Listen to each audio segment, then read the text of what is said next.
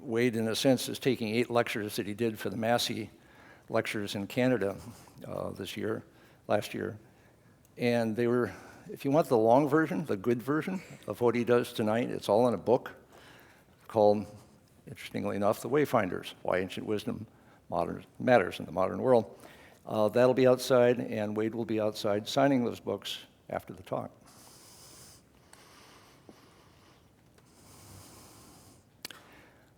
Field scientists lead the most exciting lives there are, I think. I'm particularly fond of biologists, but I noticed this series is fond of anthropologists who come back with the field with stories to tell about what being human really means. We've had Daniel Everett, who's worked in Latin America, did amazing things about language. Stephen Lansing, working in Bali. Jared Diamond, working mainly in Papua New Guinea, first on birds, then on people. Wade Davis has probably been to all those places and ingested whatever they have to offer. Not only lived to tell the tale, but has a hell of a tale to tell.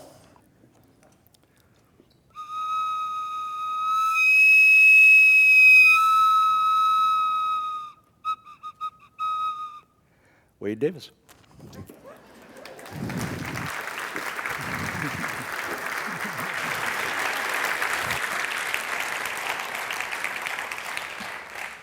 Well, thanks, Stewart, and thanks to so many of you for coming out tonight. And I feel like I must know all of San Francisco. I have so many friends here. And I'm especially delighted to be here with my youngest daughter, who's just started college in the Bay Area, Raina, who's in the front row here. So it's going to be a great delight to come out and be with you and with all of you in the future. I am going to try to compress what were actually 5 lectures delivered in this remarkable Canadian institution, whereby you're given the platform to deliver a lecture in each of one of 5 cities, and they're broadcast live on national radio in Canada and edited into a book. It's a really wonderful tradition. Martin Luther King gave them just before he was assassinated, Claude Lévi-Strauss, Carlos Fuentes, Margaret Atwood, and it's a real extraordinary kind of symbol of Canada's attempt to give ideas a place in the public sphere. I guess I'll be telling a lot of long stories tonight, a lot of stories of culture, a lot of stories of the spirit of being.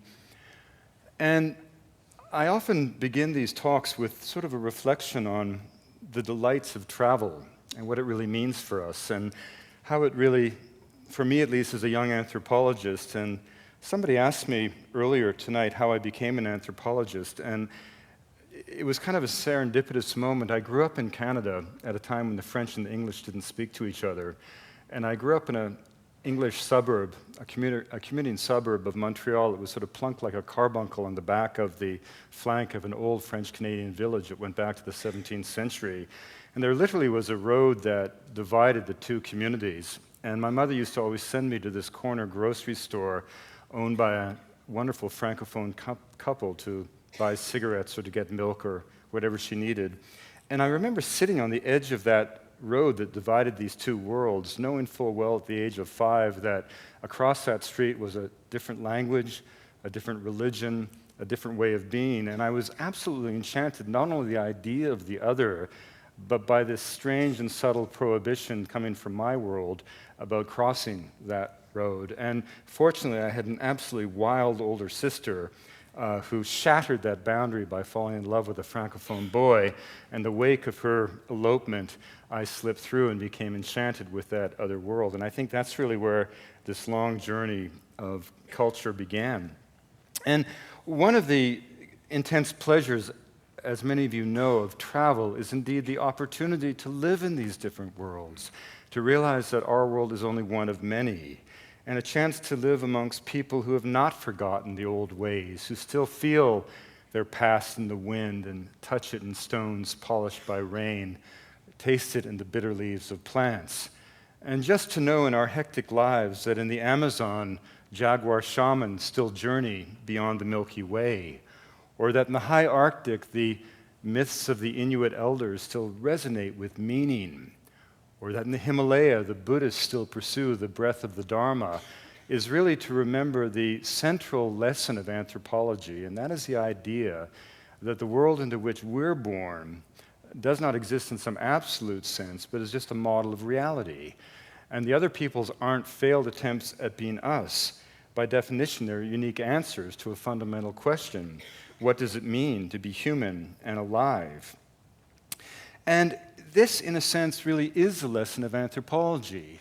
And whether it's the voodoo acolytes in Haiti, the yak herders on the slopes of Chomolungma, the eagle hunters of Central Asia, or the thunderhoof shaman of Mongolia, all of these peoples teach us that there are other ways of being, other ways of thinking, other ways of orienting yourself in social and spiritual and ecological space. And that's an idea that, of course, can only fill us with hope.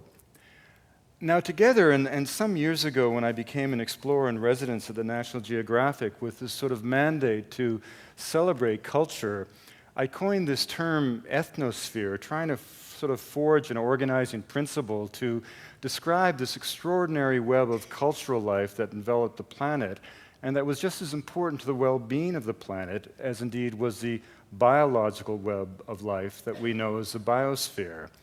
And at that time, I defined the ethnosphere as being the sum total of all thoughts and dreams, ideas and myths, intuitions and inspirations brought into being by the human imagination since the dawn of consciousness. I saw the ethnosphere really as humanity's great legacy, the symbol of all that we achieved and the promise of all that we could achieve as a wildly creative and imaginative species.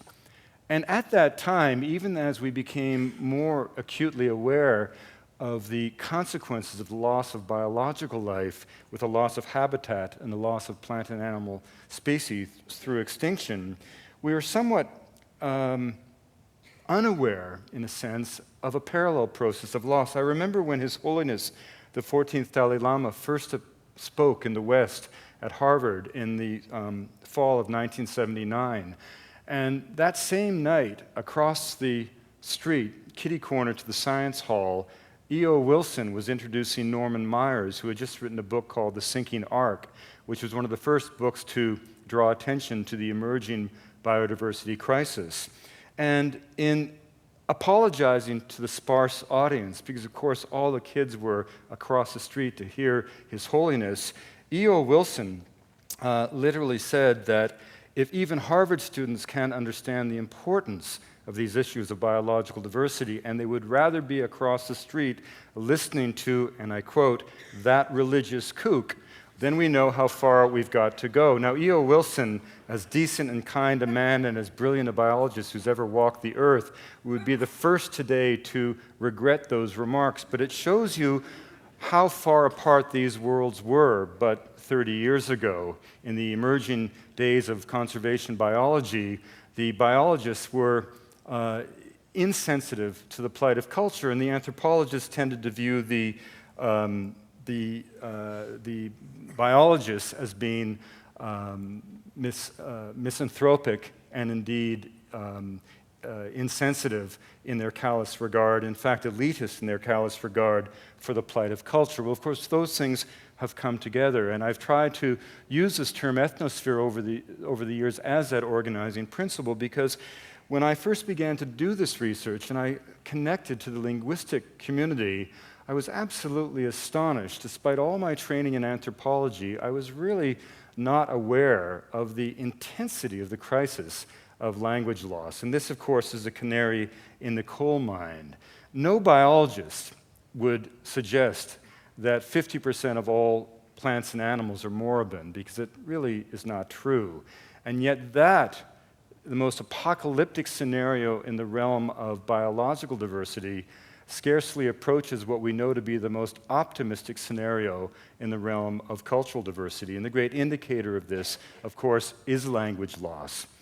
Nobody really knows how many languages there are. Some people say the difference between a dialect and a language is that a language has an army. But we basically feel that there are roughly 6,500 to 7,000 languages in the world. Of those, half aren't being taught to children. which means effectively they're moribund on the brink of extinction. Now, a language is not just a body of vocabulary or a set of grammatical rules. A language, by definition, is a flash of the human spirit. It's a vehicle through which the soul of each particular culture comes in the material realm. Every language, I once wrote, is an old-growth forest of the mind, a watershed of thought, an ecosystem of social, spiritual, political possibilities.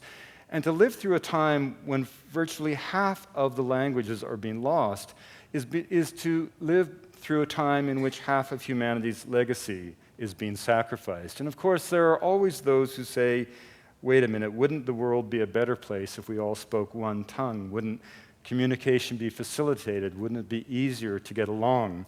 And my answer to that is always to say, what a great idea. But let's make that universal language a Nuktatak. Let's make it Quechua, let's make it Haida, let's make it Tibetan, and suddenly you begin to feel, as a native speaker of English, what it would be like to be enveloped in silence, to have no ability to pass on the wisdom of your ancestry or to anticipate the promise of your descendants. But of course, that is the plight of someone somewhere on Earth every fortnight, because on average, every 2 weeks, some elder slips away and carries with him or her into the grave the last syllables of an ancient tongue. But what really is at stake? What do I mean when cultures are lost, we lose a part of ourselves? Well, it may seem odd in a lecture that celebrates the wonder of culture to tip my hat to genetics, but this is really where the story begins. Population biologists have at last proven it to be true, something that philosophers have always dreamed to be true, and that is that we are all quite literally brothers and sisters. And I don't mean that in the spirit of hippie ethnography. I mean quite literally we're all cut from the same genetic cloth. Studies of the human genome and studies of the Y chromosome descendant through the male lineage and mitochondrial DNA through the female lineage have left absolutely no doubt that the human genetic endowment is a single continuum. It is suggested that race is an absolute and utter fiction. In fact, we can not only identify the place where the Garden of Eden was, we can also identify the place in Africa where our ancestors walked out of that continent. Indeed, all of humanity is descended from a relatively small number of individuals who roughly 55,000 years ago slipped away from the ancient continent and in an epic hijra of 2,500 generations carried our species to every habitable corner of the planet. But if you accept that we're all cut from the same genetic cloth, there's an obvious corollary. If we are all cut from the same genetic cloth, we all share, by definition, the same intellectual potential, the same raw mental acuity, the same capacity for thought, for belief, for dreams. And therefore, how we choose to use that universal capacity is simply a matter of choice. We have a conceit in the West that while we've been developing technological wizardry, somehow the other peoples of the world have been intellectually idle. Nothing could be further from the truth. We may put a priority on technological innovation, but other people, such as the Aboriginal societies of Australia, pay attention more intensely to unraveling the complex threads of memory inherent in a myth. But this revelation finally puts the lie to the old 19th century canard that there is a progress in human affairs that goes from the savage to the barbarian to the civilized of the Strand in London. It shows without any doubt that culture is only a manifestation of options, that there is no ladder to success that conveniently places ourselves at the top. There's no pyramid of success that places industrialized Victorian society at the apex of a pyramid that slopes down to the so-called primitives of the world. There really only are a series of options. And so the other peoples of the world are not failed attempts at being us. They're unique answers to this fundamental question. What does it mean to be human and alive? And when people are asked that question, they respond with 7,000 different voices. And those voices collectively become our human repertoire for dealing with the challenges that will confront us in the ensuing millennia. I think ultimately that's the great lesson of anthropology. And, I was very fortunate. I'm sure many of you know the writings of Mathieu Ricard, who is the translator for His Holiness in France. He's written a number of wonderful books, including a book on happiness that made the #1 bestseller list. It was #1 book in France. I didn't even know that the French actually believed in the concept of happiness. He didn't either, but he somehow pulled it off. But I traveled with Mathieu in Nepal to make a film that we called The Science of the Mind. Why did we use that term science to describe Tibetan Buddhism? Well, what is science but the empirical pursuit of the truth? What is Buddhism but 2,500 years of direct observation as to the nature of mind? Mathieu, who himself was originally a molecular biologist studying in the lab of a Nobel laureate at the Pasteur Institute outside of Paris, said to me one day that so much of Western science is a major response to minor needs. We spend all of our lifetimes trying to live to be 100 without losing our teeth. We in Tibet, he said, spend all of our lifetimes trying to understand the nature of existence. He said that your billboards in the West celebrate naked teenagers in underwear. Our billboards are many walls of prayers for the well-being of all sentient creatures. But what do I mean by different ways of thinking, making for quite different possibilities of both the human spirit, but of the human adaptation? Well, let's slip for a moment into the greatest culture sphere ever brought into being by human beings, that of Polynesia. Tens of thousands of islands flung like jewels upon the southern sea, a diaspora that we now know began 10 centuries before Christ off the coast of New Guinea, an ancient civilization that we call Lapita. Within 10 centuries, they had moved east as far as Fiji and beyond to Tonga and Samoa. There, for reasons we do not understand, it stopped for 1,000 years. The ceramic tradition was lost, but not notions of the decoration of the human body, the nature of the ancestors, the divine origins of the wind. And then sometime around 200 years before the Christian era, what we now know to be the modern Polynesians began this extraordinary journey, sailing east from Samoa and Tonga, ultimately to Cook Islands, Tahiti, 4,000 kilometers to the Marquesas, eventually north to Hawaii, and then southeast to Rapa Nui or Easter Island, and eventually around the time of the First Crusade, reaching back to what we now call New Zealand. And I recently was able to sail with the Polynesian Voyaging Society on a vessel named the Hokulea, after Arcturus, the sacred star of Hawaii. This is a recreated catamaran based on the drawings made by Captain Cook's artist and naturalist, Joseph Banks. And the Hokulea has sailed throughout the South Pacific, recreating the journeys of the ancestors. And these are sailors who even today can name 250 stars in the night sky. These are sailors who can sense the presence of distant atolls of islands beyond the visible horizon simply by watching and studying the reverberation of waves across the hull of the vessel, knowing full well that every island group in the Pacific has its own unique refractive pattern that can be read with the same perspicacity with which a forensic scientist would read a fingerprint. These are sailors who, in the darkness of the hull of the vessel, can distinguish as many as 5 different sea swells moving through the canoe at any one point in time, distinguishing currents that are caused by or wave patterns that are caused by local weather system from the deep currents that pulsate thousands of kilometers across the Pacific and that can be followed with the same ease with which a terrestrial explorer would follow a river to the sea. And the most amazing thing about this tradition is that the Polynesians did not have the written word. And the entire system of navigation was based on dead reckoning. Dead reckoning simply means that you only know where you are by remembering where you've come from.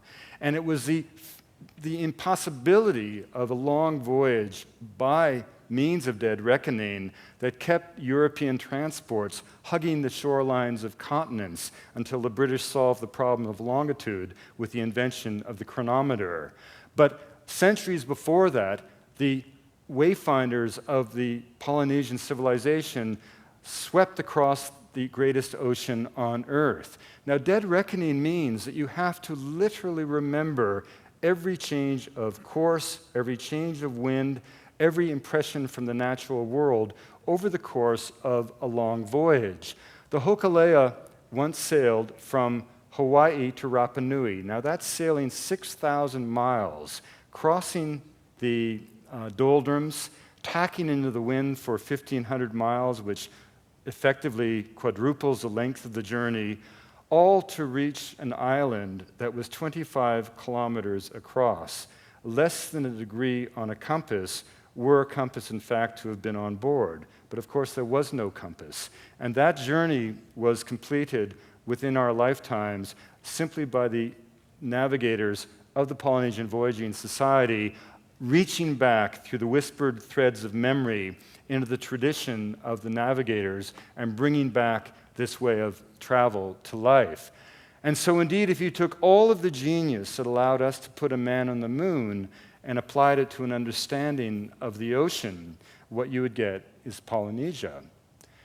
Now, if we move from the ocean to the forest and we enter the greatest forest on Earth, we come into the heart of the Amazon.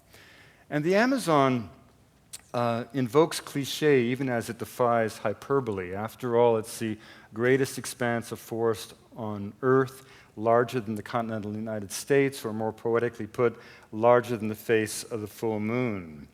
And virtually everything we understood about the Amazon when I went to graduate school has been turned on its head. It's really fascinating. You know, Joseph Conrad described the rainforest as the jungle. He said it's less a forest than a primeval mob, a remnant of an ancient era when vegetation rioted and consumed the world. And this was the image of the rainforest as green hell, a kind of an evil place.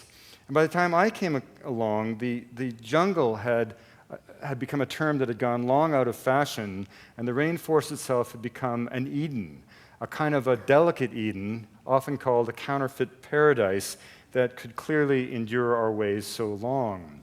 Well, this idea of the rainforest as a delicate place was informed in part by a basic understanding of the nature of tropical rainforest ecosystems and the fact that the biological wealth is not within the soil, but within the living vegetation itself. And so the idea, as you've all heard, is that if you remove that canopy, you set in motion a chain reaction of destruction of cataclysmic significance. Well, this concept, while useful as a fundamental way of thinking about these ecosystems, when applied to a rainforest the size of the continental United States, was as much slogan as science. And 50 years of field research has given us a very different notion of what the Amazon, in fact, is. Now, this, of course, is a place of remarkable cultures. People like the Barasana, a people of the Anaconda who believed that mythologically they came up the Milk River from the east in the belly of the sacred serpent, only to be regurgitated onto the various affluents of the northwest Amazon. A people who are so entwined with that forest in their adaptations that cognitively they do not distinguish the color green from the color blue because the canopy of the heavens is equated to the canopy of the rainforest. I'm going to tell you a little bit of a complicated but revelatory story.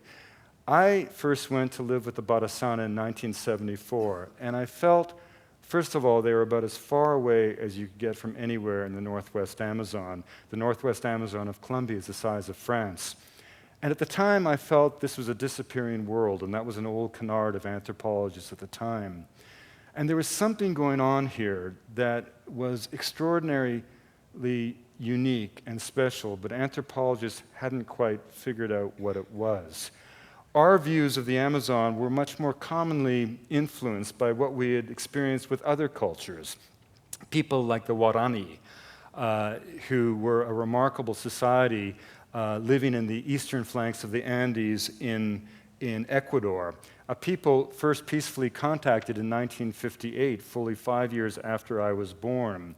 The Guarani were a remarkable people in part because in their isolation they had created a kind of a intense intra-tribal warfare such that 54% of the mortality was due to them spearing each other. But they did have a remarkable knowledge of the forest. Their hunters could smell animal urine at 40 paces and tell you what form of life had left that behind. And these kinds of gifts enchanted anthropologists and ethnobotanists as we pursued plants like this one, the flying death, the curare dart venoms that, of course, yielded D-tubocurarin, the muscle relaxant that revolutionized medicine in the 1940s. And we became enchanted by the allure of the shaman, isolated individuals who took these extraordinary metaphysical journeys into the realm of the divine in order to work their deeds of medical and mystical rescue. Individuals who would use these curious plants like ebene, the semen of the sun, the blood-red resin of several species in the genus Virola, containing powerful psychotropic agents, dimethyltryptamine, 5-methoxydimethyltryptamine. As Terence McKenna, the late Terence McKenna, so famously said, to have this stuff blown up your nose was like being shot out of a rifle barrel lined with Baroque paintings and landing on a sea of electricity.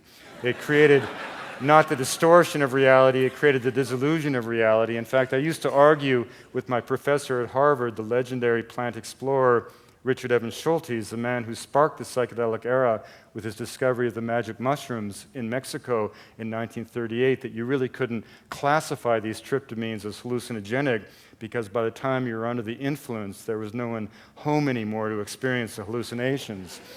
But we became enchanted with this not simply because of the dazzling pharmacological effects of these plants, but what they told us about a different way of knowing.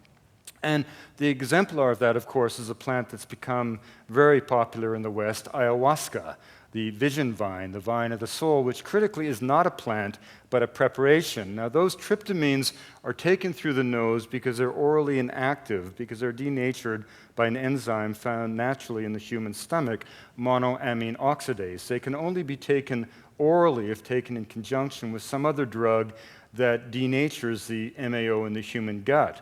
So ayahuasca is actually a combination of the leaves, in this case of a nondescript shrub in the coffee family, chock full of tryptamines, and the bark of a nondescript woody liana filled with these curious beta-carbolines, harmine and harmaline, which turn out to be MAO inhibitors of the precise sort necessary to potentiate the tryptamines. And the reason this so intrigued anthropologists and ethnobotanists is because you had to ask the fundamental question: how in a flora of 80,000 species of vascular plants did the indigenous people learn to combine these two morphologically distinct denizens of the rainforest in this powerful synergistic way, a kind of biochemical version of the whole being greater than the sum of the parts? And the only answer we had scientifically was trial and error, which was quickly exposed as being a meaningless euphemism.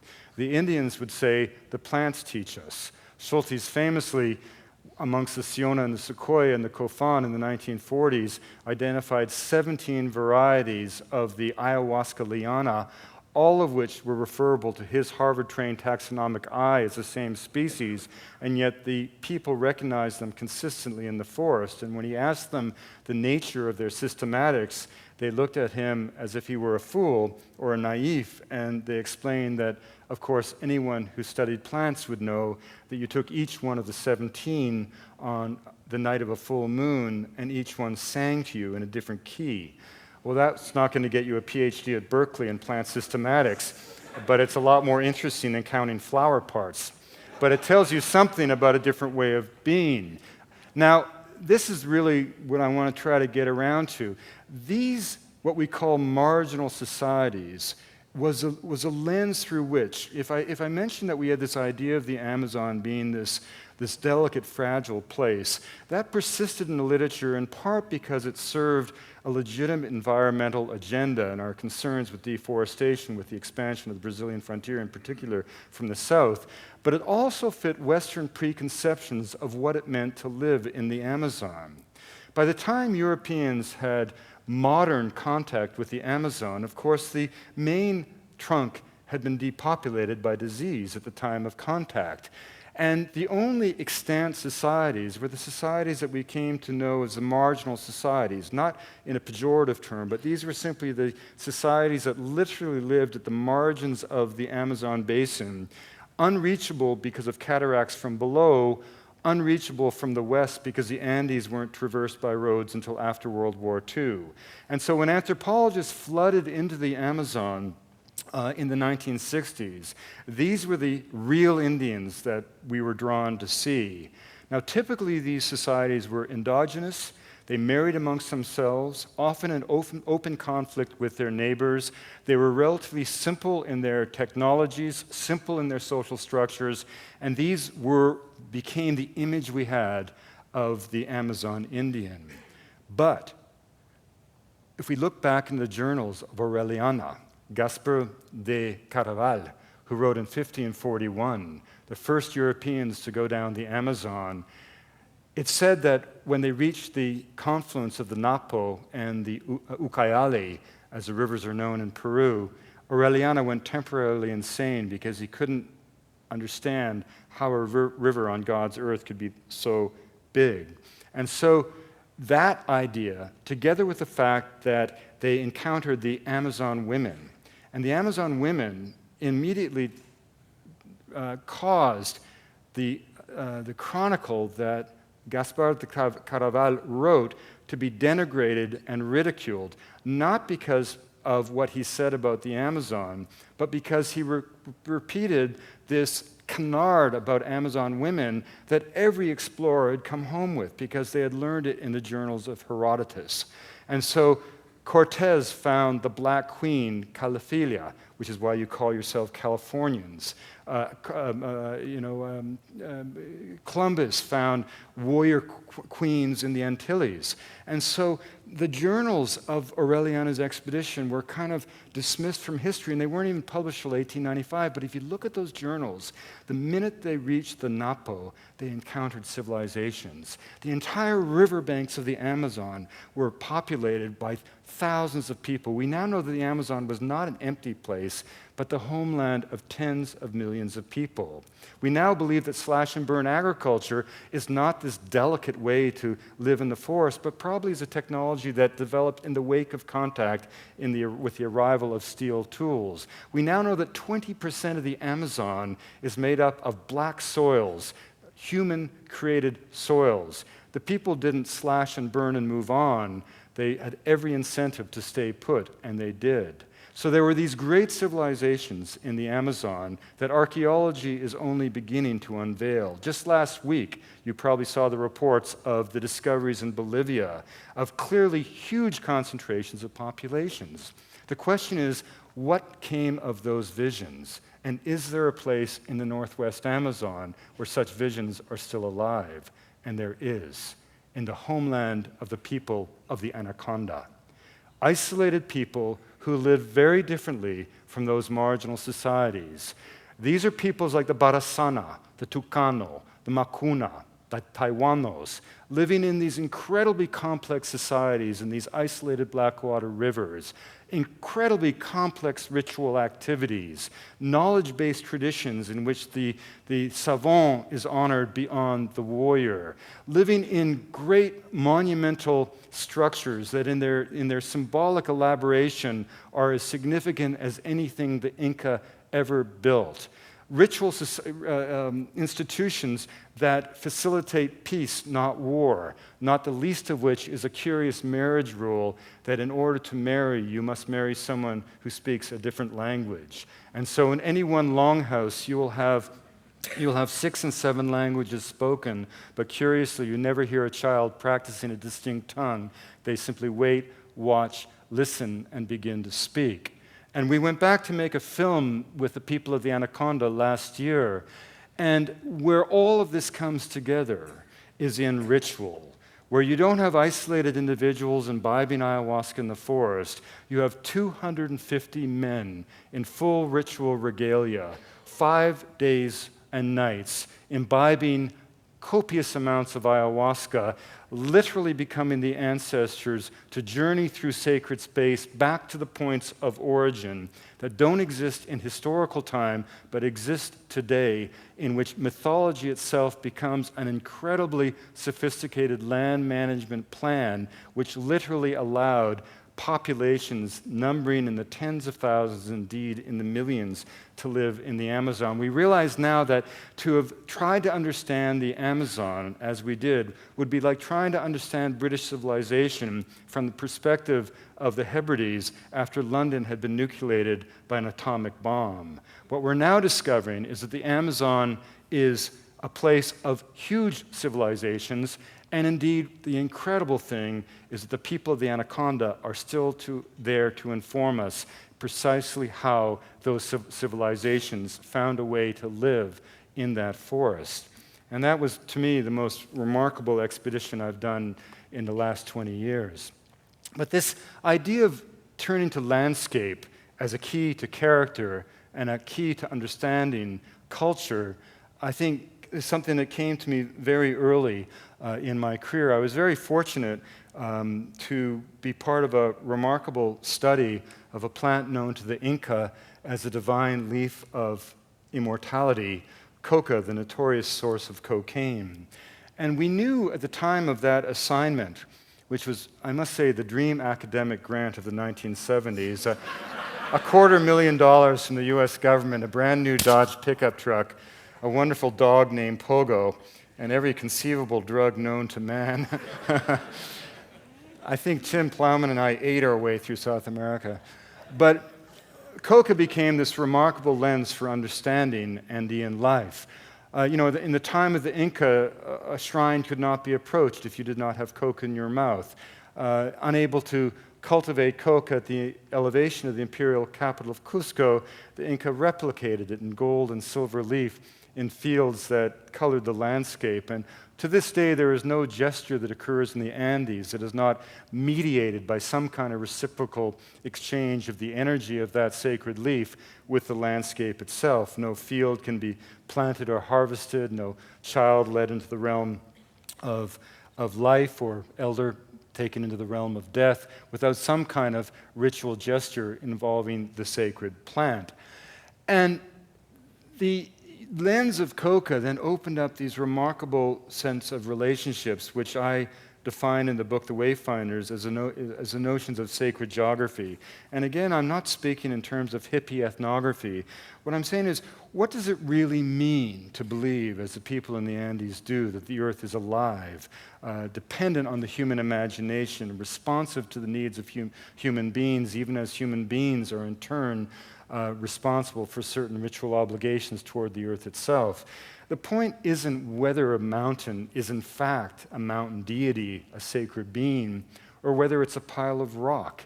The interesting observation is how the perspective changes the relationship between the human society and that natural resource. I mean, I was raised in the forests of British Columbia to believe that those forests existed to be cut.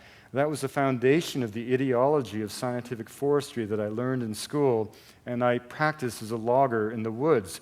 That made me a profoundly different human being than my friends amongst the First Nations, who believed that those same forests were the abode of Hukuk and the crooked beak of heaven and the cannibal spirits that dwelled at the north end of the world, spirits that would have to be embraced during the Hamatsa initiation, such that the wisdom of the wild could be brought back to the community during the potlatch. Now again, the issue isn't whether that forest was mere cellulose and board feet, or whether it was a domain of the spirits.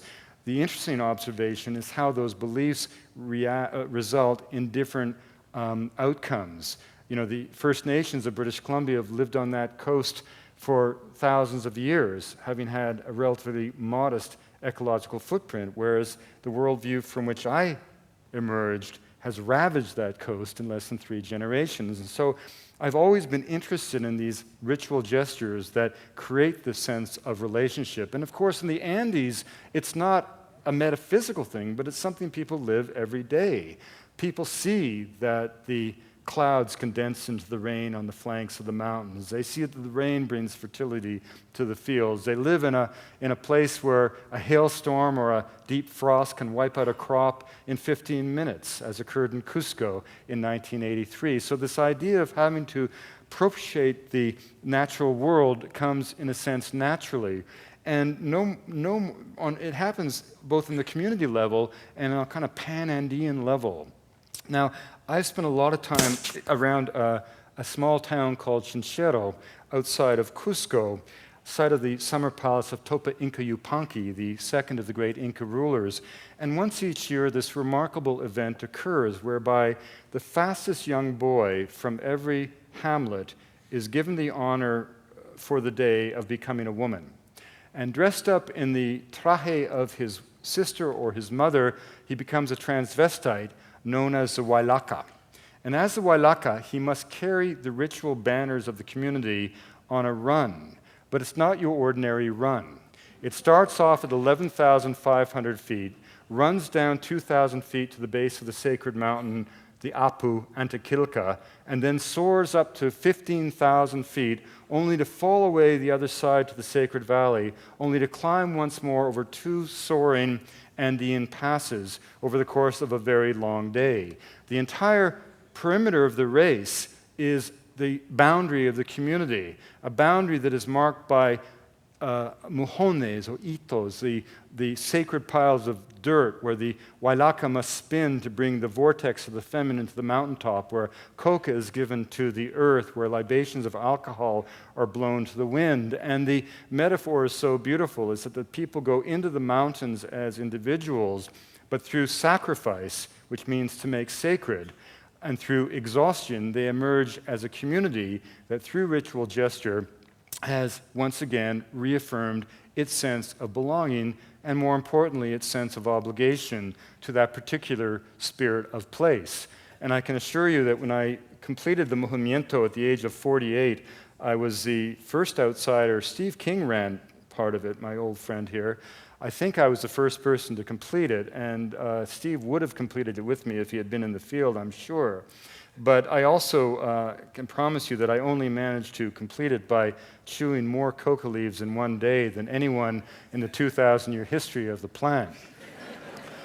But these localized pilgrimages become pan-Andean in these fantastic rituals like the Coyariti, which occurs close to Corpus Christi when the Pleiades reemerge in the sky. And it's kind of like an Andean Woodstock.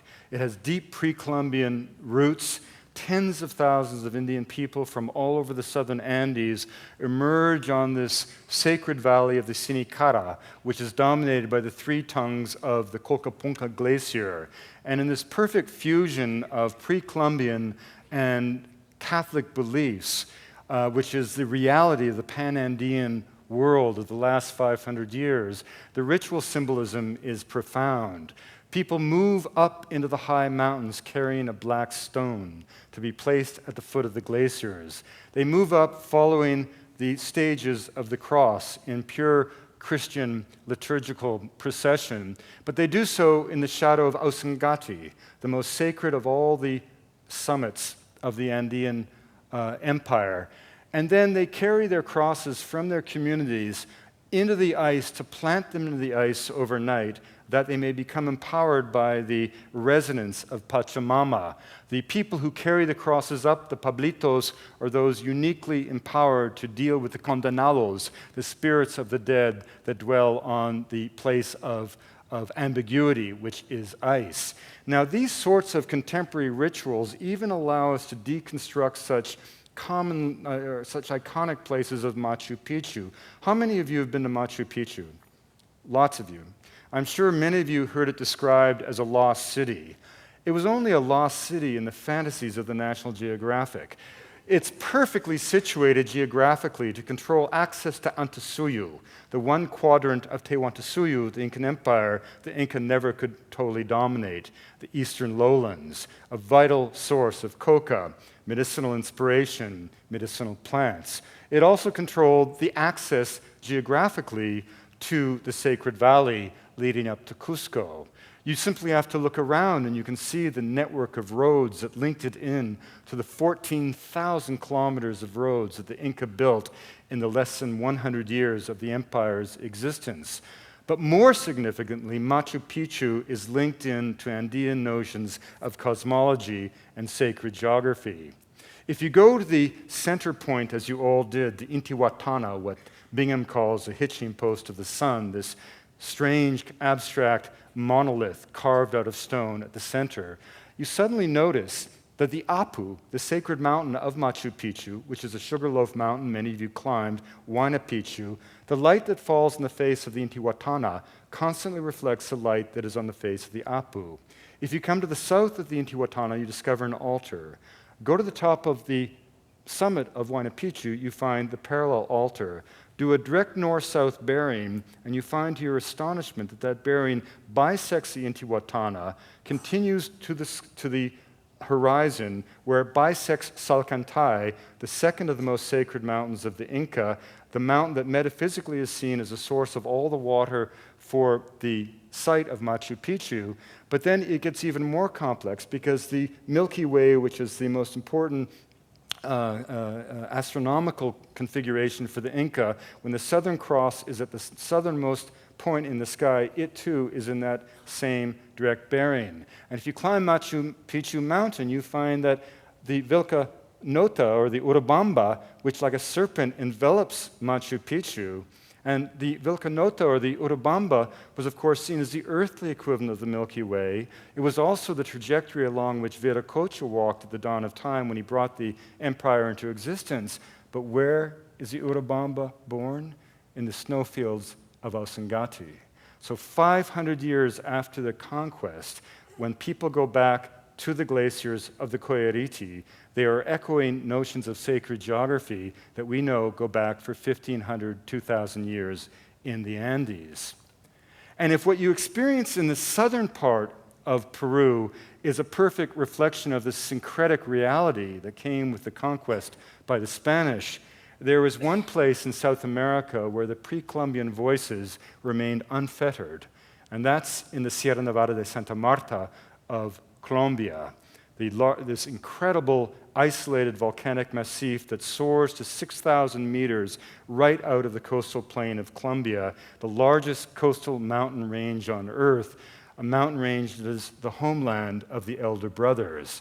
The four tribes, the Cancuana, the Wiwa, the Kogi, and the Arahuacos, who were descendants of the Tairona civilization, which was the civilization that carpeted the Caribbean coastal plain, and a civilization that was vanquished by the Spanish in 1571.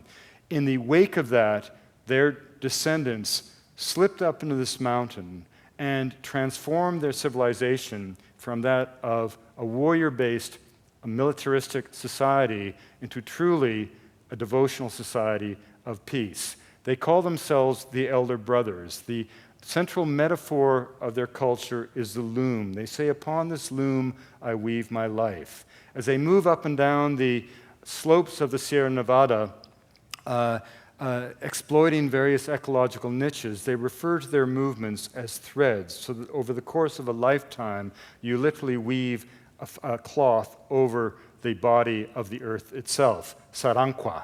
And indeed, when they plant a garden, the women plant the southern half like this, the men plant the northern half like this, so that if you turn the garden on top of itself, you literally get a piece of cloth. They believe that their prayers and their prayers alone maintain the cosmic balance.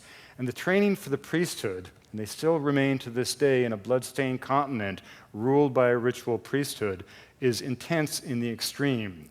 The young acolytes are taken away from their families at the age of 3 and 4 with the support of the parents, and then sequestered for 18 years, 2 9-year periods deliberately chosen to mimic the 9 months of gestation in their natural mother's womb.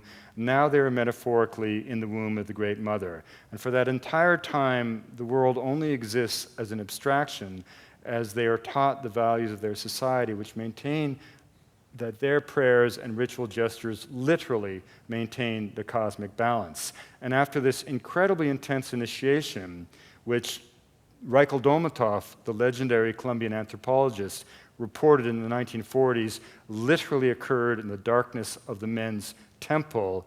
They are led out before light and taken on pilgrimage. And for the first time in their lives, they literally see the world in all of its beauty. And they're told, you see it as I've told you, it's yours to protect. Reichel never accompanied one of those pilgrimages, and it was something I always wanted to do. I wanted to find out if it could possibly be as exotic and intense as he had described. And my opportunity came just about 2 years ago when this man came into my office at the National Geographic, a leader of a delegation of Mamos who were there in Washington at the invitation of the Colombian embassy. And as Danilo Villafaña began to speak to me, I interrupted him. I said, I hate to be bothersome, but you look an awful lot like an old friend of mine.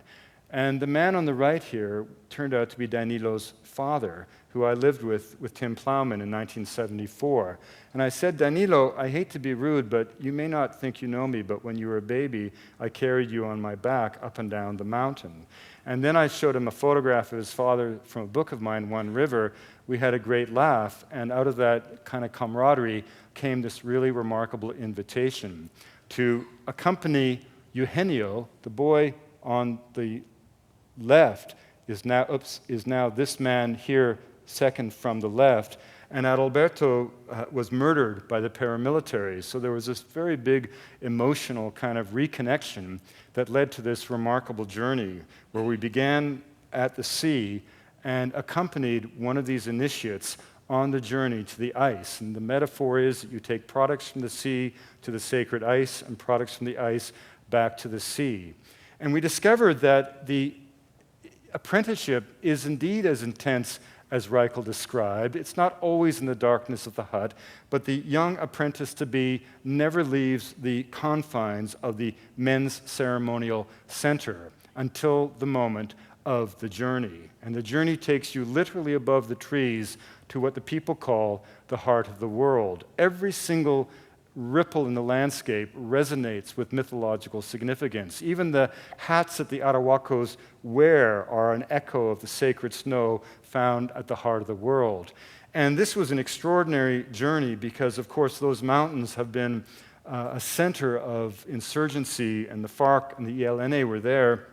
And we had the misfortune of being stalked by a FARC patrol, and so in the end we had to actually abandon our quest just before the sacred lakes and slip away, led by two of the Arahuacos. But we were fortunate in having trained Wiwa cameramen, so we simply gave the camera to our colleagues and they finished the film for us as we had a kind of Wild West escape that took us back down to the sea.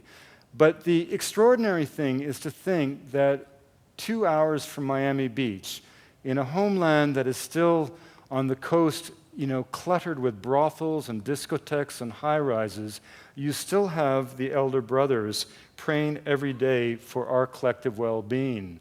They call themselves the elder brothers, and they dismiss the rest of us who have in their minds ruined the world as the younger brothers. And they speak in full and specific paragraphs about the obligation of human beings to be stewards of the planet. Now, I was very, very fortunate, I think, to study not only with someone like Tim Plowman, but also with the great Richard Evans Schultes. And after several years of working in South America as an ethnobotanist, I kind of live by Marshall McLuhan's adage that if it works, it's obsolete.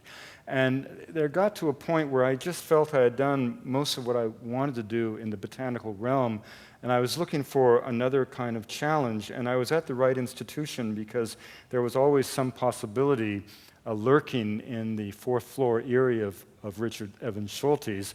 And one winter day in February of 1982, he summoned me to his office and asked me very casually whether I was interested in going down to Haiti, infiltrating the secret societies, and securing the formula of a drug used to make zombies.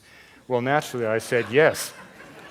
And I went off to this remarkable Haitian African reality, thinking that it might be a lark, having no idea that it would end up consuming 4 years of my life, because what I experienced in Haiti within 24 hours was something that had eluded me in the Amazon for all those years, and that was truly a window wide open to the mystic. And I added these images tonight because Haiti should be in all of our thoughts tonight. Literally, it may be the case that hundreds of thousands of people have died in this terrible earthquake, the epicenter of which was 10 kilometers from the voodoo temple where I did my research. But I went down there as naive as anyone about this remarkable religion, and it's interesting, if I asked you to name the great religions of the world, what would you say? Christianity, Islam, Buddhism, Judaism, whatever, there's always one continent left out, sub-Saharan Africa, the tacit assumption being that black people had no religion. Well, of course they did, and voodoo is not a black magic cult. It's simply the distillation of very profound religious ideas that came over during the tragic era of slavery and became sown in the fertile soil of the New World. The essence of voodoo is a dynamic relationship between the living and the dead, whereby the living give birth to the dead become seen as the multiple expressions of the divine, but in this quintessentially democratic faith, even the dead must be made to serve the living. To serve the living, they must become manifest. To become manifest, they must be recalled to the world, to momentarily displace the souls of the living, so that for that brief, shining moment, human being and God become one and the same. That's why the Haitian people always said to me, you white people go to church and speak about God, we dance in the temple and become God. And spirit possession is not some kind of psychic unrest. It's a moment of divine grace where the human being literally is taken by the spirit. And as a spirit, you cannot be harmed. And so you see these powerful gestures, an individual here in Benin and slicing into his skin with a razor to show the power of his faith, or more profoundly in Haiti, voodoo acolytes handling burning embers with impunity. And this ability to cast the body into trance was one that absolutely enchanted me, and I think more than anything gave me a sense of the power of belief, the power of culture to create new realities. So this is literally a photograph taken if you went 10 kilometers from that Estelle Beauvoir, you would hit the epicenter of where this earthquake happened yesterday. So, in the end, we sort of have to ask ourselves, what kind of world do we want to live in? We have this sort of sense that these cultures, quaint and colorful though they may be, are somehow destined to fade away as if by natural laws, if they're failed attempts at being us, failed attempts at being modern. Nothing could be further from the truth. Change is no threat to culture. All cultures are always dancing with new possibilities for life. Technology is no threat to culture. Technology is a gift to culture. These aren't cultures destined to fade away. In every case, these are dynamic living peoples being driven out of existence by identifiable forces. And that's actually an optimistic observation, because it suggests that if human beings are the agents of cultural destruction, we can be the facilitators of cultural survival. Now, when I did the research on zombies, I wrote a book that was made into the worst Hollywood movie in history called The Serpent and the Rainbow. And Hemingway said that if you sell a book to Hollywood, you should start off in Arizona, drive to the California line, throw the book over, and go back to Tucson and have a drink. I didn't do that. I, with my good friend Ian McKenzie, a linguist here in the audience, went off to the rainforests of Borneo because we had heard about the plight of the Penan, and I think we were both enchanted with the idea of a nomadic people living in the rainforest, because of course nomadic life is what we all as humans once shared until the Neolithic revolution of 12,000 years ago, and nomadic cultures are profoundly different. How do you measure wealth, for example, in a society in which there is no incentive to accumulate material possessions? Well, wealth becomes seen as a strength of social relations between people, because if those relations fray, everybody suffers. By the same token, a certain form of generosity becomes reflexive, because you never know when you will be the next to bring food to the table, or who will be the next to bring food to the table. I once gave a cigarette to a Penan woman and watched as she tore it apart to distribute the individual strands of tobacco equitably, rendering the product useless but honoring the obligation to share. And the Panan had a quality of being that has struck every outside observer who's been fortunate enough to live amongst them. And of course, that way of life in a generation was swept away. At a time when you heard so much of about the deforestation of the Amazon in the mid-'80s, Brazil perhaps produced 3% of the tropical log exports. As much as 45% was coming from Malaysia, much of it from the homeland of the Panan. And so in a single generation, a way of life morally inspired, inherently right, was literally collapsed along with the rainforest that, in a sense, had given it birth. And I'll never forget the day when Ian called me from, I think he was in Singapore and I was in Lhasa, to let me know that the last of the nomadic Panan had in fact settled.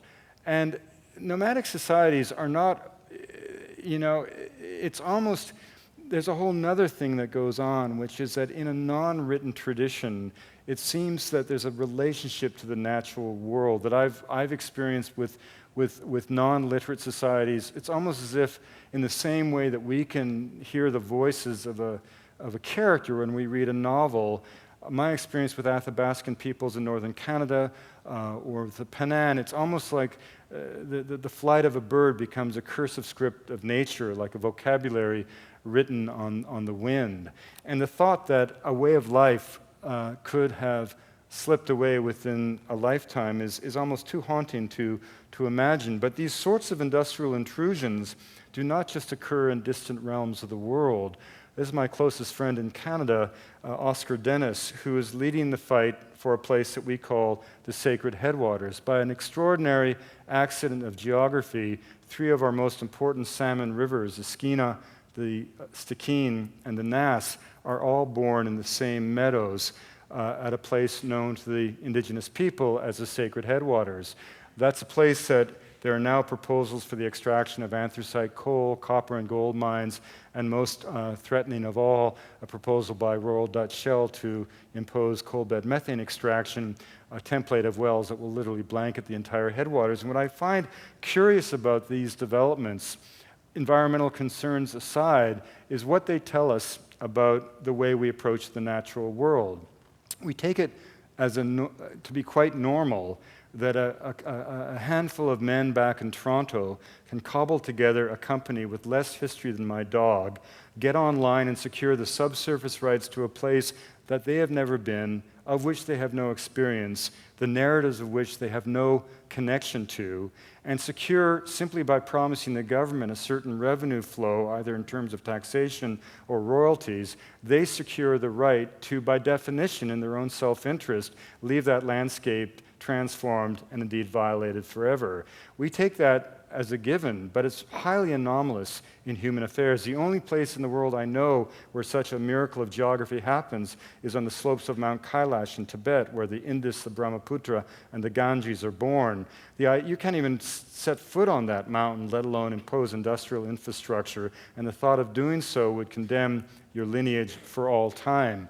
We take this as an absolute normal way of industrializing the wild. There's not a single metric in the calculus that rationalizes the industrialization of the wild that takes into account the value of the land left alone or the cost inherent in its destruction for the commons, which is the rest of us.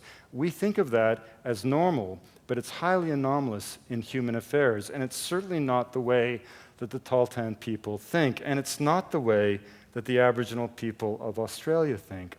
I recently made a film for the National Geographic on the Dreamtime because I wanted to go to what had historically been seen as the civilization or the culture that more than any was seen to be different than that of the West. And indeed, when the British first washed ashore on the shores of Australia, they found a strange landscape, strange animals, and a strange people who looked strange, who clearly had a simple, primitive technology. And what most offended the British is that the Aboriginal people of Australia clearly had never attempted to improve upon their lot. That was offensive to the British because self-improvement was the ethos of the Victorian age. The British concluded, of course, that the Aboriginal people of Australia were savages, and they simply began to shoot them. As recently as 1902, it was debated in the Parliament in Australia as to whether Aboriginal people were human beings. As recently as the 1960s, a textbook for kids in Australia, A Treasury of Fauna of Australia, included the Aborigines as amongst the interesting examples of Australian wildlife.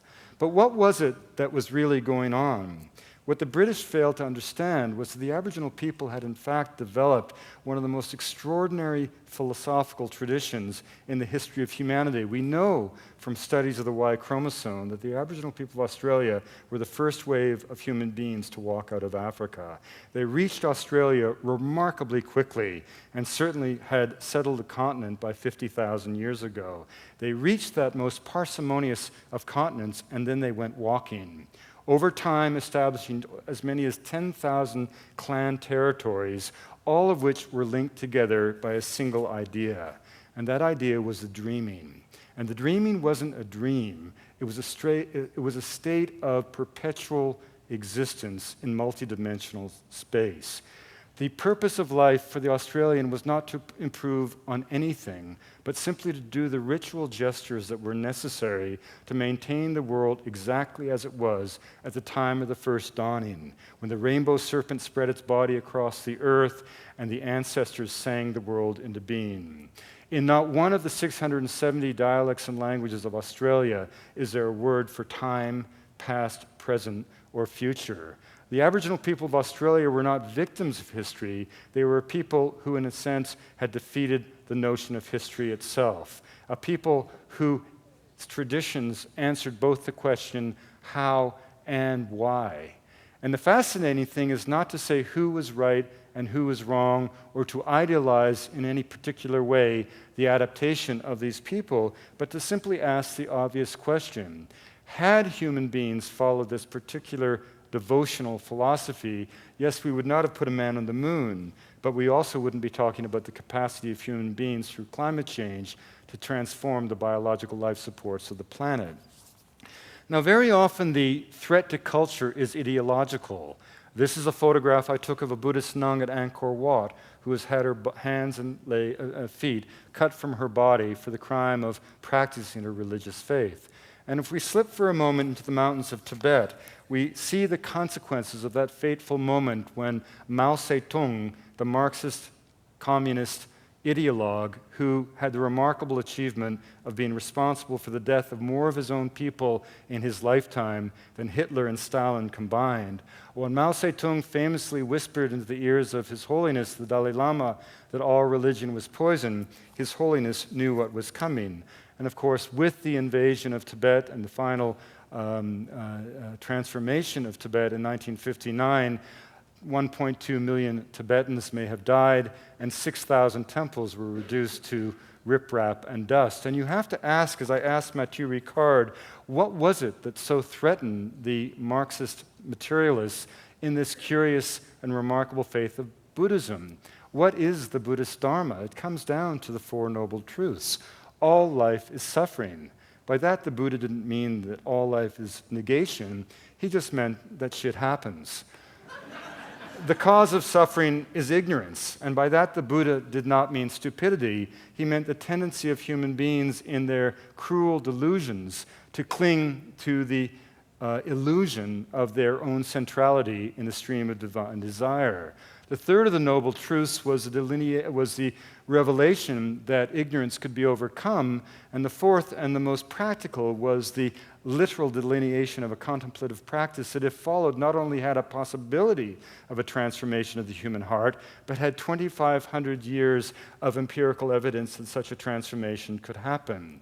And with Machu and with Sherab Barma, Tibetan doctor, I undertook a couple of years ago this kind of pilgrimage of the heart to the flanks of Everest, under the graces of Trosig Rinpoche, the head of the Nyingma tradition, not to climb the mountain, but to go to a place where we could encounter a true bodhisattva, a true hero, a wisdom hero, a woman who had given up the possibility of her own liberation from the realm of samsara and stayed in the realm of of samsara to facilitate the liberation of other sentient beings. We went up past the caves where Sherab had spent a year of his 7 years of medical training in solitary isolation.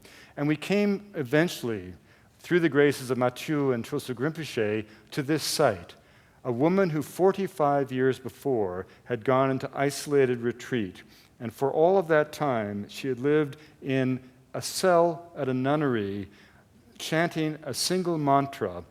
And the minute this door opened, the first time light had fallen on her face from the sun in 45 years, I half expected to meet a madwoman. Instead, I met a woman whose eyes sparkled with happiness and contentment.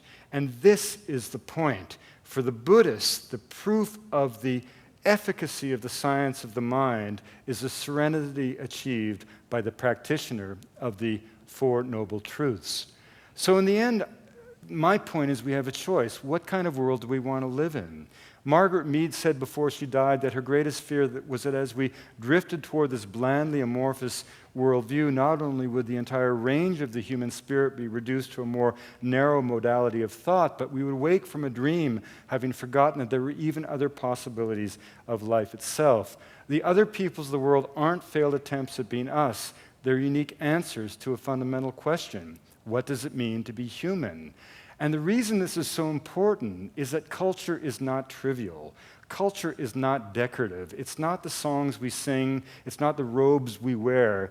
Fundamentally, culture is about a body of ethical and moral values that every culture places around the individual to keep at bay the barbaric heart that history so sadly teaches us lies beneath the surface of every human being. It's culture that allows us to make sense out of sensation, to find order and meaning in the universe. It's culture that allows us, as Lincoln said, to always seek the better angels of our nature. And if you want to know what happens when culture is lost, when through volition or coercion, the individual turns their back on the constraints of tradition, often to be cast into a world of disaffection and alienation, perhaps in pursuit of a world of affluence that the individual may aspire to but rarely achieve, and instead finds him or herself simply on the lowest rung of the economic ladder that goes nowhere, you simply have to look around the world to the points of chaos, the butt-naked brigades in Liberia, the eastern Congo where rape is a systematic weapon of war, the insanity of the shining path at the gates of Lima or the Maoists in Kathmandu. Culture is not trivial. Culture is the glue of civilization. It is culture that allows us to be human. And the world is finally waking up to this extraordinary gift of the human imagination is brought into being by culture. When I was a kid, the Inuit people of the Arctic were dismissed as savages. And indeed, when the British first went to the Arctic, they took the Inuit to be savages. The Inuit took the British to be gods. What the British failed to understand is that there was no better sign of human genius than the ability to survive in a harsh environment on a technology that was limited to what you could make from the cold. The Inuit didn't fear the cold, they took advantage of it. The runners of their sleds were originally made of fish, 3 Arctic char frozen and wrapped in a caribou hide skin and then greased with the stomach content of the caribou. The Inuit didn't fear the cold, they took advantage of it. This photograph I took 250 kilometers out on the sea ice north of Igloolik in the Canadian Arctic. That night, the temperature dropped wind chill to minus 80 Celsius. These guys made an igloo, survived in a way that I could never have imagined, a people for whom blood on ice is not a sign of death, but an affirmation of life itself. And I've often told the story that I've always thought was apocryphal when I was narwhal hunting with these Inuit from northern Baffin Island. They told me a story of the dark days of Canadian history when we forced the Inuit into settlements in the 1950s to establish our sovereignty in the Arctic. And this man, Olayak's grandfather, refused to go into the settlement. And so, fearful for his life, the people took away all of his weapons and all of his tools. And so what did the old man do? He slipped outside into the Arctic night, pulled down his caribou hide and sealskin trousers, defecated into his hand, and as the feces began to freeze, he shaped it in the form of a blade. As the implement made from human waste took final form, he put a spray of saliva along the leading edge, and when the shit knife as it's known, was finally created from the cold, he used it to kill a dog. He skinned the dog, improvised a harness with the skin of the dead dog, improvised a sled from the rib cage of the dead dog, harnessed up an adjacent living dog, and shit knife and belt disappeared into the Arctic night. Now, when you talk about getting by with nothing, but I thought that was apocryphal until I read in the journals of Peter Freuchen, who was with Rasmussen on the 5th Thule expedition, and Freuchen's out there in a blizzard, and to protect himself, he digs a trough in the snow, pulls his sled on top, and then becomes encased in ice in a coffin of his own making, and in a very offhanded way in his primary journal says, I thought of making a shit knife, but I couldn't really maneuver. So, but the tragedy in all of this, finally, tonight, is that having endured so much, and in a way the Inuit are a symbol of cultural survival and adaptation, now they're confronting something that's beyond their capacity to control. This is a photograph taken in Kanak, the northernmost community in the world in northwest Greenland. In the language of the polar Eskimo, the word sila means both weather and consciousness. And we flew from Igloolik with an Inuk friend of ours who had made the journey with his dogs to northwest Greenland. And as we crossed Smith Sound, it was March month, 12 degrees south of the North Pole, we noticed that Theo was looking out the window and he had begun to cry. And we couldn't figure out what was wrong. And of course, the answer was he was looking down at open water where there should have been ice. And when we went hunting in northern Greenland, we had to use boats. And the season of the ice, which used to come in September and remain until July, now comes in November and is gone by March. So the way of life, in a sense, has been cut in half. And I think, in a way, if you look at the subtitle of this book, Why Ancient Wisdom Matters in the Modern World, you really only have to say two words, climate change. Not because we are somehow going to go back to a pre-industrial past or that any culture should be kept from the brilliance of modernity, but the very existence of different cultures and different ways of thinking puts the lie to those who say that we're on a train wreck to history. It shows the folly of those who say that we cannot change, as we know we must change the fundamental way we inhabit the planet. Because in the end, I think we need these multiple visions of these multiple cultures, because they're not only our collective heritage, they become part of our kind of naked geography of hope. Thank you very much.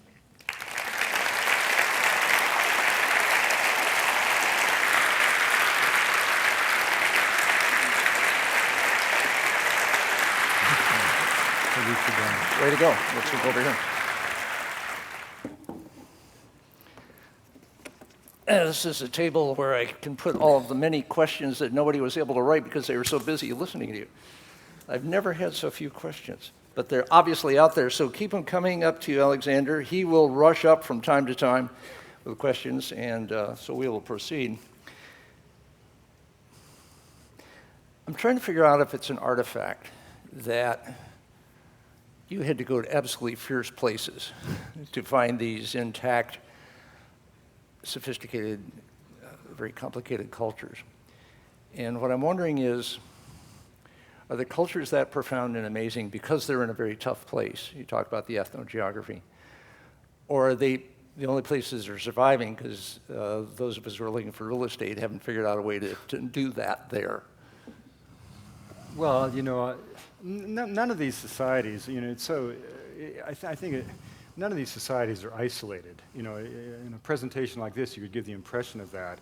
I mean, the exciting thing is that they're not isolated. They're completely connected through the internet, through communication, and yet still they've made the choice. And it's very important because we're not talking about freezing people in time.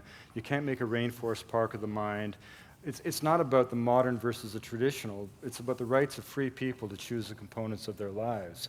And for example, one of the most interesting things about the polar Eskimo, and the word Eskimo is a pejorative term in the Arctic, but not in Greenland, is that if you go to the village of Kanak, you find these wonderful little Danish houses. Everybody's got DVDs, everybody's got cell phones, but they also have their dogs. And unlike in the Arctic, where the dogs have been basically swept away by technology and ski-doos and snowmobiles, the people of Greenland recognized that dogs were the cultural pivot. And if you kept the dogs, you kept everything. That because the very act of keeping dogs, of hunting with dogs, gave you a certain freedom on the ice, it gave you a sense of independence from the cash economy, it demanded skills that created a lineage with your past. So it's very important that no anthropologist is talking about freezing people in time. You know, it's about asking what kind of world we all want to live in.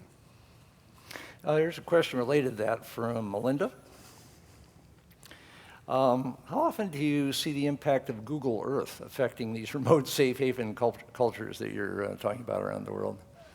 You know, again, you get back to this idea that the supposition there is that these are fragile people, you know, which is a kind of a paternalistic way of thinking about it. I mean, these are some of the toughest, most dedicated, and you know, if I say that, you know, technology and change doesn't threaten culture, power threatens culture. The other side of the story is that the power and resilience of culture is incredible. You know, when I first went, for example, to the Arahuacos in 1974, bourgeois people in Bogota would say to me, ¿Por qué quiere vivir con la gente sucio? Why do you want to live with the dirty people? The last 5 Colombian presidents, as a first act of office, have gone to the Mamos to pay homage to the tradition. When I didn't finish this story of the Northwest Amazon. The reason 250 men in ritual regalia are taking ayahuasca and becoming the ancestors is because of a political decision made in Colombia. When we went back on this expedition with Martijn van Hildebrand and Stephen Hugh Jones, who's a former head of anthropology at Cambridge, who has worked with the Barasanas since 1968, he had been part of a BBC series called Disappearing Worlds. When he saw what was going on in the longhouse at Puerto Ortega, he got on the satellite phone to his wife, who was also an anthropologist, and he said, Christine, you won't believe your fucking eyes. It's like the only people that disappeared are the fucking missionaries. And in fact, I'm quoting him, an erudite scholar from Cambridge. But what indeed happened is that the father of the current Colombian ambassador, Carolina Barco, Virgilio Barco, loved Indians. And when he came to office in 1985, he made this young anthropologist, Martijn van Hildebrand, his head of Indian affairs. And he just said, Martijn, do something for the Indians. And in 5 extraordinary years, Martijn did more than something. He secured legal land title for an area of land the size of the United Kingdom, encoded in the 1991 Constitution of Colombia. And behind the veil of that security and the violence created by the current situation in Colombia, which kept the federal state out of the Amazon, this entire new dream of the earth was reborn. So this idea that, you know, we're talking about the past, we're not talking about the past, we're talking about where we're moving forward. And it's, you know, the answer is politics. You know, Canada created a territory called Nunavut. You know, we gave back total administrative control of an area of land half the size of Western Europe to 26,000 Inuit people. When I was a logger on the Queen Charlotte Islands, the Haida used to say, who the hell was Queen Charlotte? Now, even our conservative prime minister 2 weeks ago legally changed the name of that archipelago. Forevermore, it will be known as Haida Gwaii in legal Canadian law. You know, so I'm very optimistic about where this can all go. When you were logging in the Queen Charlottes, were there Indians on your crew? Indians never got above the landing. In other words, if you were a native, you could be a rigging slinger, you could be a chokerman, you could never be a faller. Yeah, I was a choker setter. Didn't arise up to that faller thing. Did you go up the trees? Did you? We had Medill-Yarders by then. Ah. This decline or not decline thing, you know, Edward R. Wilson, who you spoke of, has talked about this kind of period of a bottleneck that the whole world seems to be in. Climate change is part of it, loss of biodiversity is part of it, loss of cultural diversity is part of it.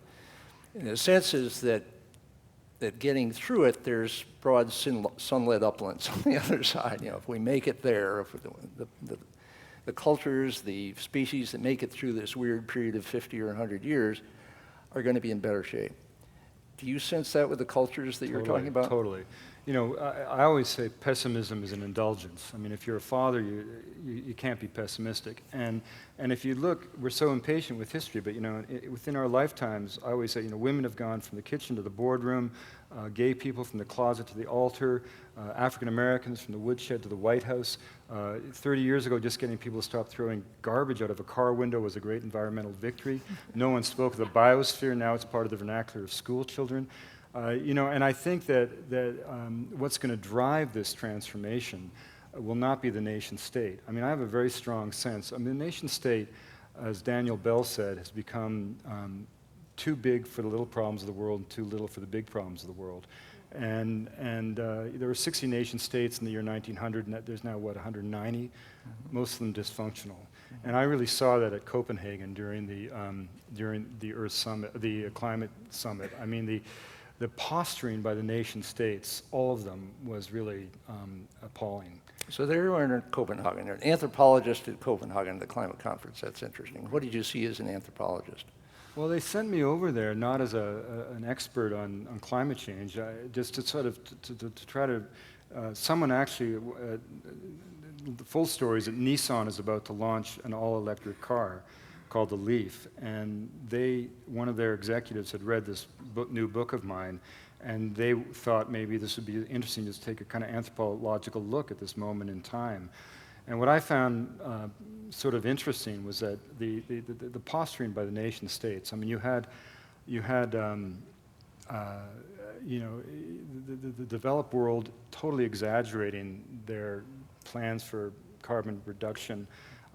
The third world, so-called, clamoring for cash in an appalling way. Saudi Arabia asking for compensation. African nations using terms like reparations as if there had been a carbon conspiracy afoot since the birth of the Industrial Revolution. The European Union sanctimoniously talking about its 20% carbon reduction quota from 1990, when they knew full and well they'd already achieved 12% of that just by admitting the 13 failed states of the former Soviet bloc. China talking about reducing its carbon intensity as if, which all that meant is that, carbon emissions could continue to go up as long as they didn't go up at a higher rate than the kind of steroidal growth of the Chinese economy. You had India basically saying, well, you had it for 100 years, it's our turn to poison the world. I mean, it left you really uninspired by the nation state, by bureaucrats. But on the other hand, I found the corporate presence very interesting.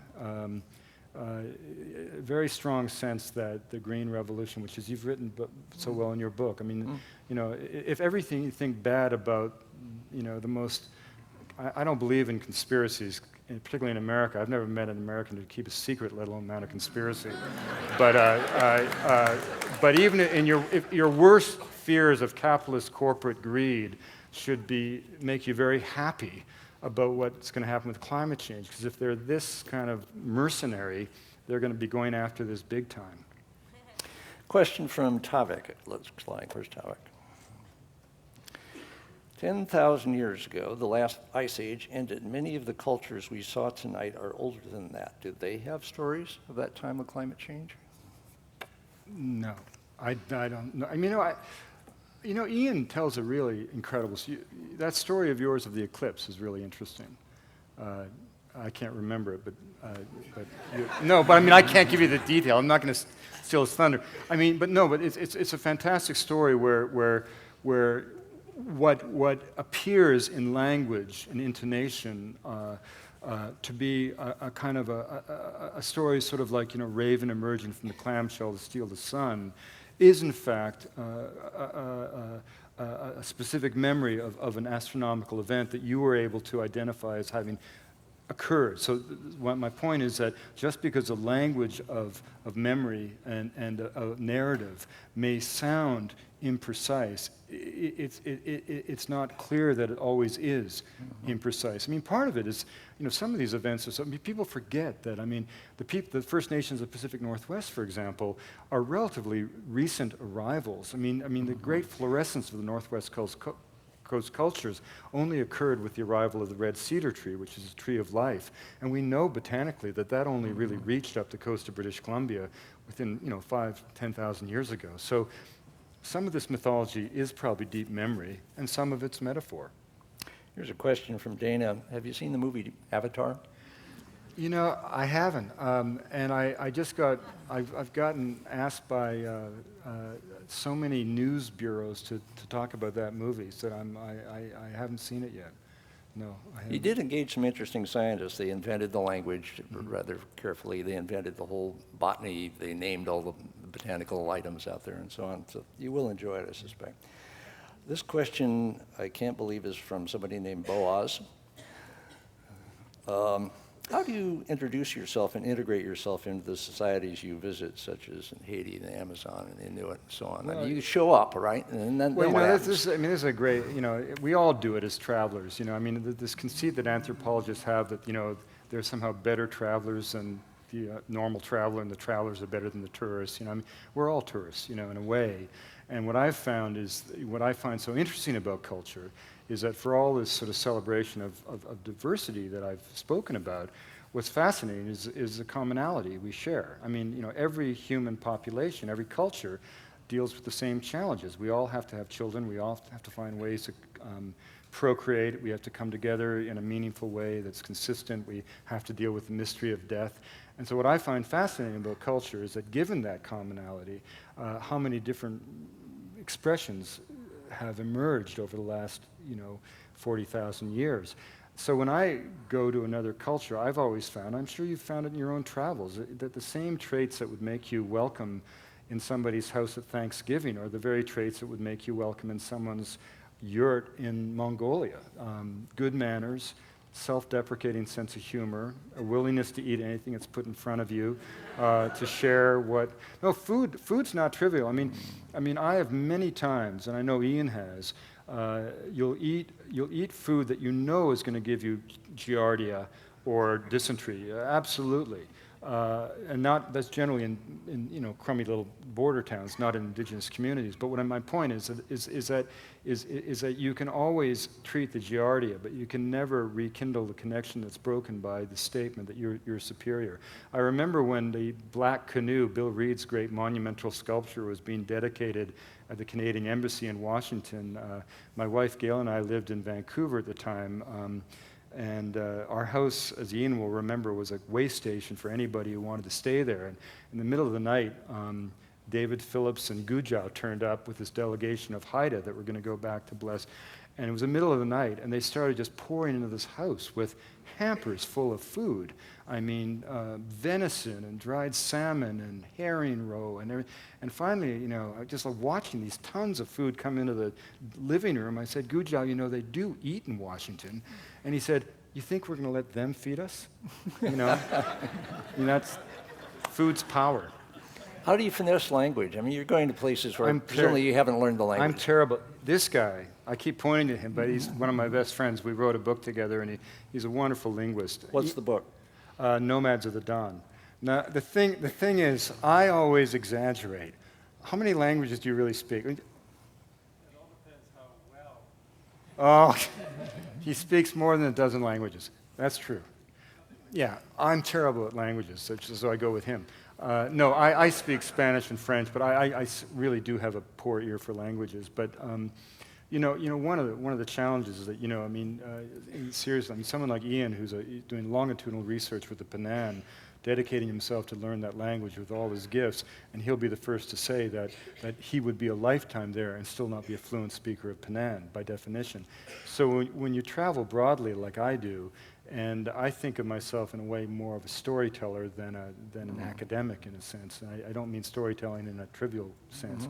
I speak French and I speak Spanish, and obviously that gives you a certain kind of fluidity in much of the world, Equatorial West Africa, Latin America.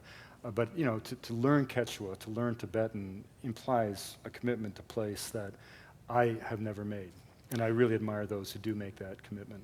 So you typically go in with somebody, with a guide, we're basically? always a team. Part of the whole thing is everything we're doing is the antithesis of the 19th century conceit that you can be this sort of, white male academic fly on the wall looking at the booga booga. I mean, every one of these film projects we do for the National Geographic are utter collaborations. I mean, with the reason the FARC knew exactly where we were in Sierra Nevada is that our journey and itinerary was absolutely public because we had worked very closely with Gonavandua, the indigenous organization. I mean, with the Barasana, we never could have made that film without the cooperation of Fundación Gaia Amazonas, Martin's NGO, and the collaboration of Stephen Hugh Jones. So I mean, I'm never interested in the conceit of like being alone out there.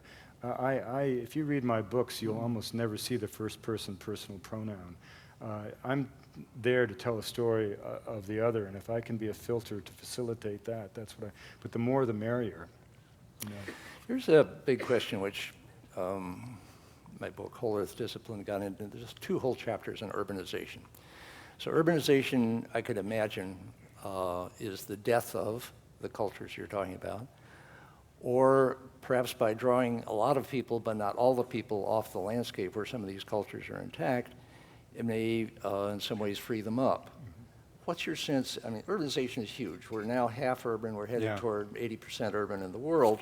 Well, it's funny. How does that play when out I for read, people? you know, I don't know if you've all read Stewart's new book, but I adore the book, and he converted me to nuclear. I mean, he did, and That's new. We used to get booze. I know, but no. All right. The part of the book that shook me up the most and disturbed me the most, and I didn't have an answer for, and I couldn't deny, was what you talked about urbanization. And that expression you said, the urban era makes one free. I didn't quite buy your idea that the favelas are these centers of incredible rich creativity, because they're also centers of despair. But I sort of bought what you were saying there. I mean, I think you're absolutely right when you say the demographic trend to urbanization is inexorable and may in fact liberate natural landscapes. I thought that was a great argument. Do you see that at all, where these places you're going? I see what I see is that it's not an either-or situation. If you go, there is no village in the Andes that doesn't have a family representative in Lima. You cannot survive in the Andes without some access to the capital metropolitan area. Same thing in Kenya. I mean, the fascinating thing in Kenya, you know, is that you can be with the Rendili or the Samburu, and the same guy who by day or by week is your policeman, on Saturday is in full regalia during some kind of ritual event. I don't see it as an either-or thing. I think that increasingly, the same thing with the Arctic. I mean, everybody's got a cousin in Winnipeg, you know, or someone in Vancouver. And that's probably, that dialectic, economic dialectic, is probably going to be the norm. But that doesn't mean that the urban space has to consume the rural or drain the rural. On the contrary. I mean, and there's also a difference between the kinds of rural life that you write about, which is sort of the yoke of the plow and the hot sun, you know, Peasant life, you know, and tedium and boredom. But when I and every culture I've ever seen has trouble keeping its young. There's a magnetic allure to the modern that is difficult to account for or resist. But at the same time, I see that this having a foot in the cosmopolitan world does not imply that you can't still, and a lot of it is whether or not the activities and the practices of the traditional culture in place are acknowledged and honored by the metropolitan society. And that's what's so interesting about Colombia. Colombia, in all of its agony, has got this one thing it can be extremely proud of. I mean, there's certain areas of Colombia where, with the Paez and Cauca, for example, there's been a lot of conflict, a lot of murder, a lot of bloodshed. But fundamentally, Colombia has, in a very remarkable way, sought a kind of restitution with its indigenous populations, which is remarkable, given the agony that it's been going through. I think the question that everyone has, and it's reflected in some of the questions that we've gotten here, is what is people here, people who read your book, people who see your videos, do or be careful not to do in terms of honoring and preserving,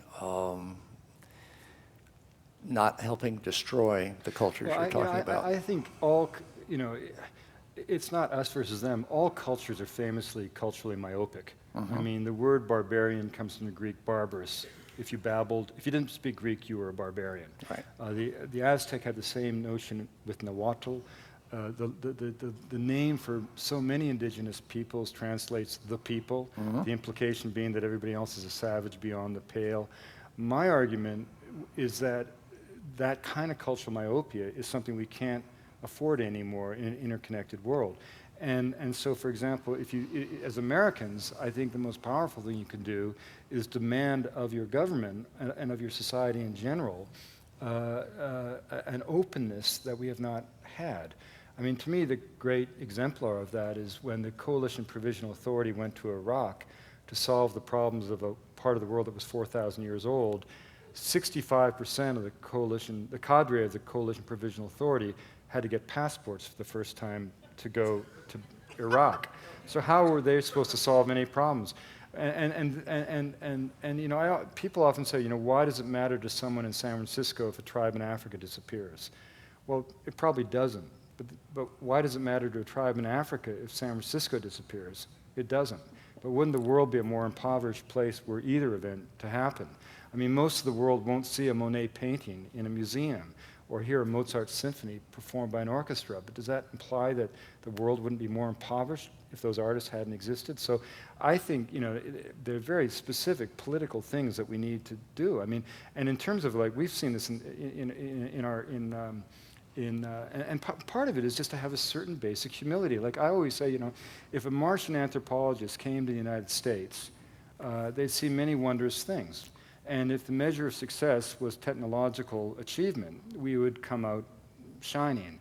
But if they looked at the social structure, they'd say some obvious things like, half their, they say they revere marriage, but half their marriages end in divorce. They say they love their elders, but only 6% of American homes have elders beneath the same roof as grandchildren. They say they love their kids, but they have this weird slogan 24/7 implying total dedication to the workplace, and then they wonder why the average American youth has spent 2 years watching television by the age of 18. They're a society that is full of its own hubris, but consumes 2/3 of the world's antipsychotic drugs, while it's putting 400 million tons of toxic waste into its environment every year. And extreme would be one word for civilization. It rips down the ancient forest, tears holes in the heavens, depopulates the oceans, and changes the biophysics of the atmosphere.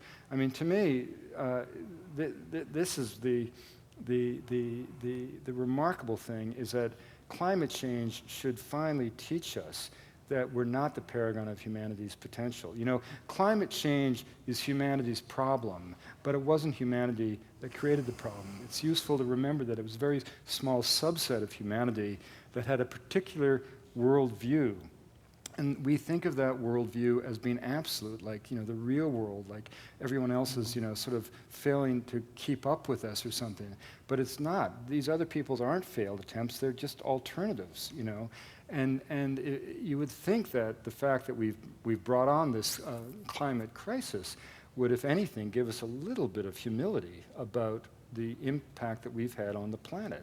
And that's precisely, and that one of the things I find so poignant around the world is that indigenous people who have played no role in the creation of climate change are the ones who are seeing the consequences and trying to come to terms with it. For example, 80% of the water that goes to the western shore of South America comes from Andean snowmelt. Virtually all the agriculture in the Andes is irrigation based on snowmelt. At the Coyariti festival, the ultimate gesture is not simply taking the crosses from the glacier and returning them to your community. Traditionally, you chip blocks of ice from that glacier to carry back to the community, both for the elders who couldn't make the pilgrimage, but also as a perfect gesture to complete the sacred circle of the divine. seeing and witnessing the rate of recession of those glaciers, the people have taken upon it themselves no longer to ship ice from the glacier. That ice, of course, is a trivial amount of ice compared to, and that's another thing we forget about. Climate change isn't just a matter of physics or economy, it's also about psychology, because we have this mechanistic view of the world which sees a mountain as a pile of rock. But if you really believe a mountain is a sacred being for whom you've got obligations ritualistically, and you see that mountain suffering, as the Kogi and the Arawakos, they see the ice melting at the heart of the world. They see the shrinking of Saranqua. They see the Paramos, the alpine meadows, drying up. They take personal responsibility for that, and there's nothing they can do about it. 500 million people may depend on the Ganges for water, for irrigation and drinking, but for 800 million people, the Ganga is the sacred artery of life. How are they going to feel when, as climatologists predict, within 30 years, the Ganges is a seasonal river? 2 years ago, there was a Hindu ritual in the highest ritual shrine in Kashmir, where traditionally the lingma of the phallic symbol of Shiva was formed by the ice, and this year it didn't form, and the 2,500 pilgrims rioted. Well, what's going to happen when 800 million people of the subcontinent realize the Ganges no longer flows? So I find it very moving that people for whom there are no responsibility for the consequence of climate change are taking responsibility. In that polar language of polar Eskimos, sila means both weather and consciousness, and because human beings breathe into being the weather, and the weather is a reflection of human consciousness. And they now, as when we went bearded seal hunting and walrus hunting, and it's rain in March, and they just looked out and they said, this is not our weather.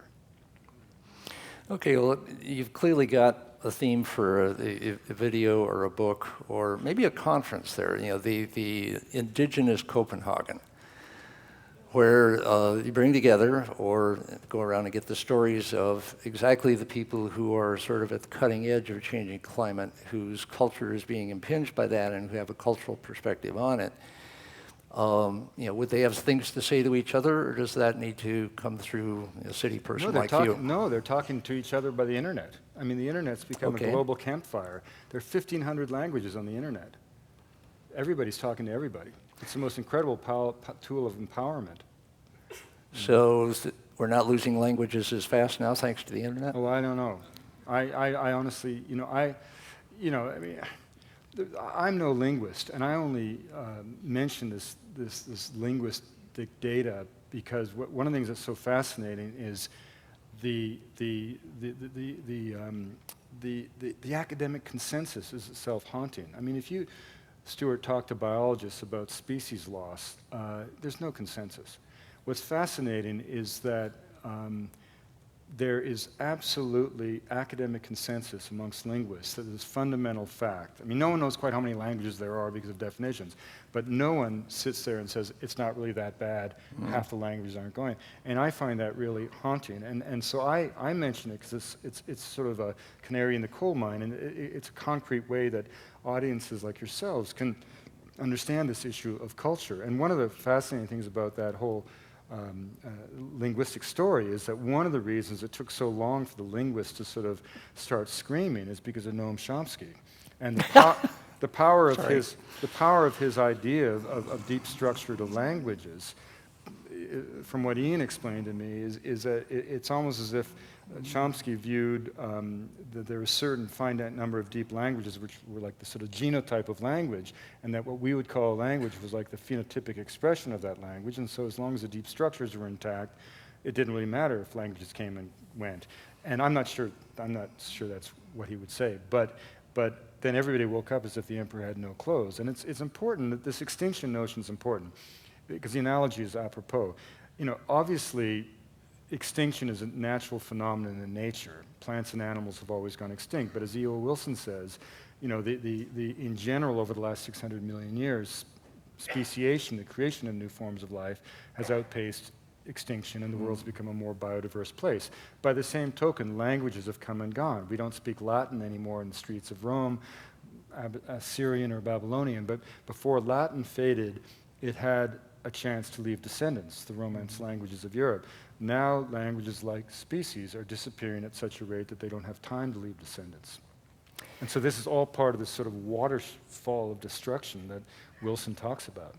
Well, we've sampled a waterfall of Wade Davis. There's a lot more in his book, and Wade will be out in the lobby signing those books. Thank you so much for this.